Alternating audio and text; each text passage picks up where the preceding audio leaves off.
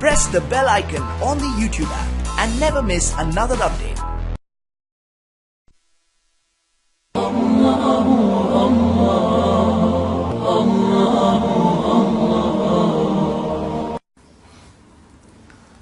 جھوٹ نہ بولو چاہے سب کچھ دینا پڑ جائے. جھوٹ بول کے پیسہ نہ بچاؤ, دھوکہ دے کے کاغذات نہ بناؤ. یہاں کی لڑکیوں سے اس لیے شادی کرنا کہ میرے کاغذات بن جائیں. اللہ کے واسطے ایسی ذلت کے کام نہ کرو. میرے نبی نے فرمایا جس نے دھوکہ دیا میری امت سے نکل گیا. نماز چھوڑنے پر کہا اس نے کفر کیا, جس نے نماز چھوڑی کفر کیا, اور جس نے دھوکہ دیا میری امت سے نکل گیا. من غش فلیس منا. جھوٹ نہ بولو, دھوکہ نہ دو, سب کچھ چلا جائے جانے دو, سچ کا ساتھ نہ, سچ کا ساتھ.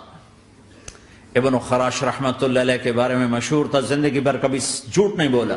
حجاج کا زمانہ, ان کے 2 بیٹے حجاج کے خلاف جنگ میں شریک ہو گئے, پھر ان کو شکست ہوگی, وہ بھاگ گئے, پھر چھپتے چھپاتے گھر پہنچ گئے. سی آئی ڈی نے بتایا کہ وہ گھر آ گئے. تو حجاج نے کہا آج ابن خراش کا امتحان لوں گا. ان کو بلا لیا, کہنے لگا ابن خراش وہ تیرے 2 بیٹے ہمارے خلاف جنگ میں شریک ہوئے تھے, وہ پہ بھاگ گئے تھے, ان کی کوئی خبر ہے کہاں ہے؟ تو انہوں نے مسکرا کر فرمایا کہ حجاج زندگی موت تو اللہ کے ہاتھ میں, گھر آ چکے ہیں, گھر میں ہیں, ابھی وہیں چھوڑ کے آئے ہوں.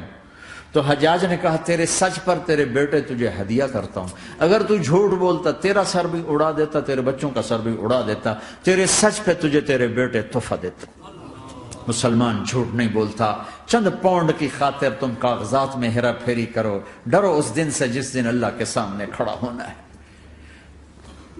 یہاں کے پیپر بنانے کے لیے یہاں کی لڑکیوں کو دھوکہ دو. ڈرو اس دن سے جس دن اللہ کے سامنے کھڑے ہونا ہوگا. عیسیٰ علیہ السلام کا تانا اگر گلا آ گیا نبی کو تو کدھر جاؤ گے؟ سچ کے ساتھی بنو, سچ کے ساتھی بنو, سچ کے ساتھی بنو. ٹیکس دینا پڑے دو, دینو, تم پہ خرچ ہوتا ہے. ایک طرف 4 پیسے ہیں, ایک طرف سچ ہے. کہ مسلمان سچ بولتا, جھوٹ نہیں بولتا. ایک دفعہ سہارنپور میں جھگڑا ہو گیا. ایک جگہ تھی ہندوؤں کی, مسلمانوں نے قبضہ کیا ہوا تھا. تو ہندوؤں نے کیس کر دیا.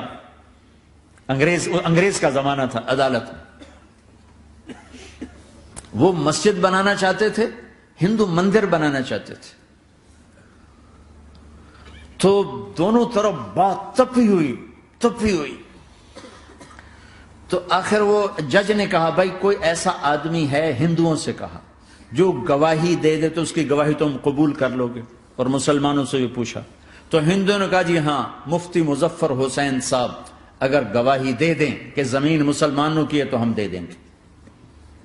تو مسلمان بڑے خوش ہو گئے, مفتی مظفر تو آخر مسلمان ہے تو ہمارے حق میں گواہی دے گا. تھا ان کا قبضہ ناجائز. تو جب وہ عدالت میں تشریف لائے مسلمان بڑے اطمینان کا, ہوں جناب ساڑھے حق کے فیصلہ ہونا, چونکہ آج کل صرف سچ کو کون دیکھتا ہے.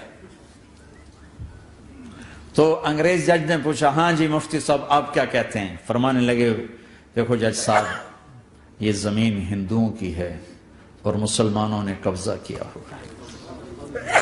تو مسلمانوں نے گالیاں نکالنی شروع, وہ یہودیوں والا بن گیا نا, گالیاں نکالنی شروع کر دی. تو انگریز جج نے کہا آج مسلمان ہار گئے اور اسلام جیت گیا. آج مسلمان ہار گئے اور اسلام جیت گیا. اپنی ہار مان کے اسلام کو جتا تھا, سچ بول کے اسلام کو جتا تھا. جھوٹ کے ساتھی نہ بنو, سچ کے ساتھی. جھوٹ کے کاغذ بنا کر کوئی بینیفٹ حاصل نہ کرو. میں نیوزی لینڈ گیا, میں حیران ہو گیا. 1 ہفتہ میں رہا, ڈپریشن کا شکار رہا کہ مجھے بتایا گیا کہ پورے نیوزی لینڈ میں ایک آدمی جھوٹ نہیں بولتا سوائے پاکستانیوں کے, بنگالیوں کے اور انڈین. جو بنگالی, جو پاکستانی, جو انڈین پہنچے یہ جھوٹ بولتے ہیں, ہیرا پھیری کرتے ہیں. ان میں ایک آدمی جھوٹ نہیں بولتا.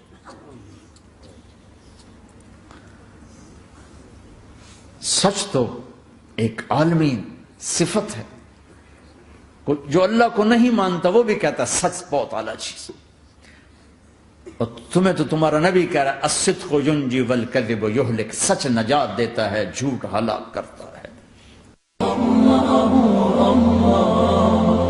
www.islamicwaves.com